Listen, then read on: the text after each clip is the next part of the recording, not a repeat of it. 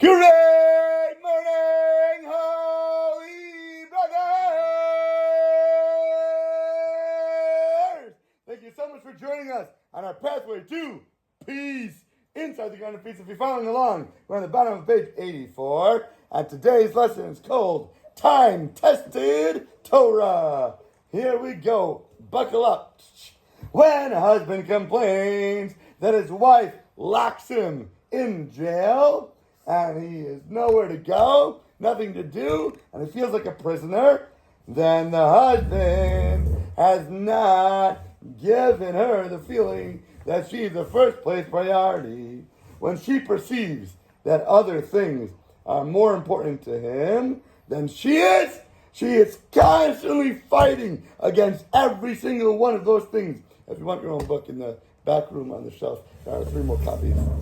And then you can come back. So, not only that, but her anguish, her turmoil, her upsetness, her anxiety, her depression is indescribable when he prefers other things or other interests rather than being with her. If she knows that he'd rather be on his phone than having a conversation with her, he'd rather be eating dinner in 2 minutes and then run downstairs to watch more videos, or run downstairs to make videos, or run downstairs to call his friends, or to go out with his buddies.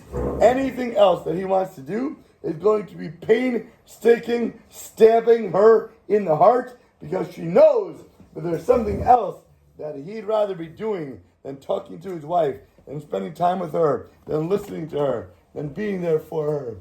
Thank you very much, The Rabbi. biggest tests are sales calls. That's the biggest test. Why? I think it's more important because you need the money for your family. So you're like, I'll be home in half an hour. I need to just make one more appointment. And you hear in her voice, that's your hint to come home, not to take that extra call. Because that extra call is literally from Shemaim. It's for you to test that moment. It's a test for you. You make that sales call, you're not getting that job 100% guaranteed. And even if somehow you pull it off, and you drag money out of where it's not supposed to go, I guarantee you, God will make a black hole to suck that money away. It's like the man, man. In the desert, when people went out and collected 5 portions worth, when they got home, they measured it, they only had 1. No matter how much they gathered, no matter how much work they put in, God can make houses leak in their roofs. God can make cars break down. God can make people have sicknesses, God forbid. There's an endless amount of ways for Hashem to be able to suck your money away. So don't think just because you got it in your hand or put it in your pocket or locked it away in your bank that it's secure. Because by no means is that ever the case. So if you're doing what Hashem wants, and the Gemara says all bracha comes through a woman, so if you're doing it in the right way, Hashem will make you have so much more money come your way and be able to stay with you and stick with you. But if you're not doing it the right way and you're going against the Gemara, you're going to be having all the bracha be washed away and flooded out from beneath your feet. This goes same thing for people that just have just 9-to-5 jobs, and the boss tells them, "Oh, you have to stay because you're the only one that's closing today." Let's say, if your wife wants you home at 5 o'clock, and your boss says, "No, I need you to stay till 6," you have a choice to make. Whose priority you're going to make number 1 right now? And if you do what Hashem wants and you act the Torah way, God will take care of you, and you won't need a 9-to-5 job anymore. You can work for 2 hours a day, and it'll bring you even more money than you had before in 9-to-5. Guaranteed. So, as soon as he gives her the feeling that she's the highest place priority in his life, that jail cell door becomes completely unlocked right away. You hear that guy on the phone? We're talking about how much you have to work. This was exactly for you. So, this is the time-tested truth of Torah. Do not misunderstand what we've said up until now. No one should ever receive the false impression that he's allowed to violate the Torah to make his wife feel like she's number 1 first place priority. Like we said, if a woman is going to ask you to violate the Torah, let's say she's a nidah, or she wants to be with you in bed, but it's not the time where you're allowed to be with her, or let's say she says, I want you to kill the person, please take this knife and go do it. You cannot say, sure honey, I'm going to do it right away. Or God forbid she's standing over a body with a knife about to stab someone. What do you do in that situation? Because you're not allowed to say to your wife, no. You're not allowed to upset her. You're not allowed to tell her something's wrong, because A, that's not going to help the situation, and B, she's only going to be mad at you for it. So just a little bit ahead that we're going to jump before we read it inside. Rabbi Shalom Arush gave an amazing example where his wife literally said to him, and I heard it firsthand, that she wanted to wear a wig on her head and start having beautiful hair to walk around to be able to show off. It's not a joke, it's a true story. And in his circles, not like ours, but by him, putting on a wig instead of covering their head with an actual physical covering, where they sometimes shave the hair that's going to be hanging out, is considered a complete violation of the Torah, because it's as if she's walking out without her head covered. Not for us, but for those circles, there are many people like that. So he's like, what are you, crazy? I'm the Rav of the community. Everybody looks up to me. My wife's going to walk out of the house with her head uncovered? Chas v'shalom. You know what he wanted to say to her at that moment? But he's the one who wrote this book. Do you think he would ever, God forbid, say something like that to his wife? No, you know what he said to her? He said, sweetheart, my love, if that's what you want, I'm going to go out and buy you the most expensive, most gorgeous wig than you would ever find in your life. And she was a little shocked. She thought she was going to have like a little pushback. But give me a couple hours. He's like, we'll do it. You know, I make time later today. You know, do you want to do it now, later? She's like, no rush, no problem. She says, okay. He ran out to the forest faster than a tiger and a lion was on his tail. And he got there and he screamed out to God for hour after hour after hour. And he said, Hashem, I don't know what's going on. Please help me find out. Why are you testing me right now? I would never fail the test of shalom bias. I know that this is just what you want me to do, how I'm going to act, what I'm going to say, how I'm going to respond, but I'm not going to fall. I'm not going to falter. I'm going to not fail and do exactly what you want.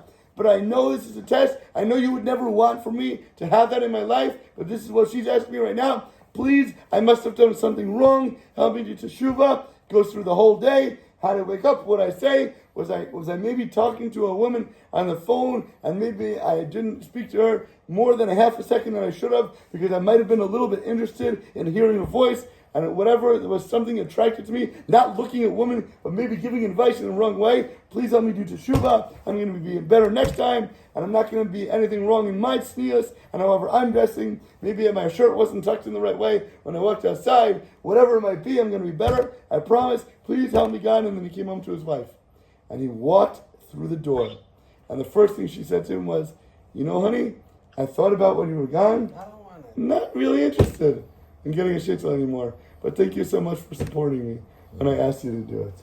Like that! A complete violation of prohibition. If a woman is in bed... Hello? What is that? Is that a phone call? No. Okay. Are you still there? Okay. Yeah. Musical interlude. So if a woman asks you, hello, can you be with me in bed when it's the wrong time of the month, and she's going through a period, and it's going to be a complete violation and prohibition, what do you say to her? No, honey, don't you know that we're not allowed to do this now? What's wrong with you? What are you thinking? Don't you know? Everybody knows this. You've definitely learned it. Why would you ask me to do that if it's a prohibition? Stop it. Knock it off. Be a little normal. Wait till later. God forbid. Never say such a thing. You know what you say? Honey, absolutely. It'd be my pleasure. Hold on a minute. Let me run to the bathroom, freshen up, get excited, and when you go there, you pour your flipping heart out In the to bathroom? God. I don't care where it is. In the bathroom, in the shower, in the mud, in the forest of Zimbabwe. I don't care where. But you say to Hashem, I know this is a test for me. Please save me right now from the depths of hell, whatever it might be. And when you get out to her, you know what? A, she might be sleeping. She might have lost interest. She may be on Facebook on her phone. Whatever it be, God controls the world and everything around you. If you forget that for a second, you're going to be lost. You're going to lose sight. And then you're going to come to arguments. And you're going to tzaras, problems, and money loss. No question about it. The commandments of the Torah must be observed to the letter of the law.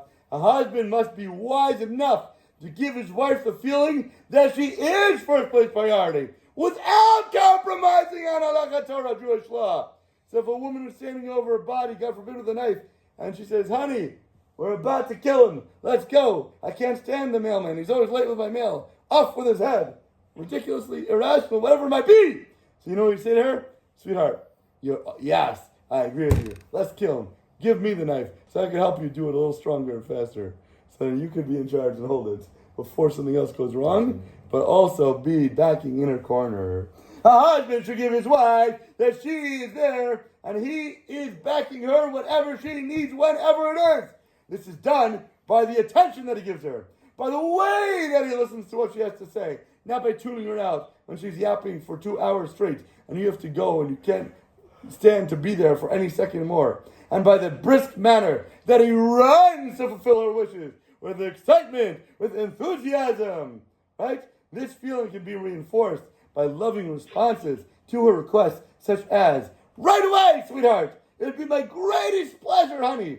She needs to feel that he cares. Usually, kind words and swift responses will make her happy 90% of the time. Maybe the husband paid the price of missing a prayer in public.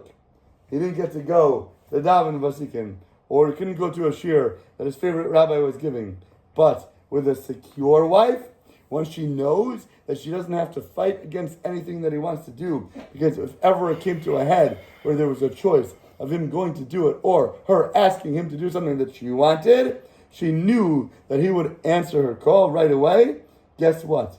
If she knows that and has that feeling and has a sense of security, he'll be able to enjoy 100 more prayers in public and then go to thousands more lectures with no interruptions, because she's not going to then fight him and tell him that he has to now change a diaper when he's out the door. She's not going to tell him, no, you can't go because the dishes weren't done. No, you can't go. What are you doing? The laundry is sitting on the bed. How can you leave me here with something unfolded? She'll never do that anymore because she knows he'll always be there if she wants. Then she'll encourage him to get the heck out the door and be able to go do everything that he wants, and she'll push him to do it with a smile on her face. It's like, God forbid, somebody is dying and you have to run and violate Shabbos. You have to jump into the river to save them from drowning, or you have to run in the car to take them to the hospital. What do you mean? What are you talking about? We can't violate Shabbos. What do you mean? There's a law. How can I do that? If you don't break the law, the person will not have a next Shabbos to keep. It says, Shamor Shabbos, Gacho. Keep the Shabbos. Make it holy. If somebody's about to die, you break Shabbos because there won't be another Shabbos for them to keep if you don't break it. You must violate the law in order to keep the law. So now, if your wife tells you, you can't do this because you got to be with me, good. Don't go to Minyan. Don't go to learning. Don't go to Lechatchir, because now, when you give that wife the reinforcement, you will have another shir to go to. You'll have another job to go to. But if you're fighting her, you're going to lose your job, and then you won't even have a job to go to out the door, because God's going to shoot that from you. So understand the small little things we need to do now for the long-term, massive monetary gains we will have in the future. And with that, you have a question? No, I have a statement. It's, you have to understand the blanket of Shlom Bait is like a man going to war with his sword. Without having Shlom Bait, he's basically going without a sword.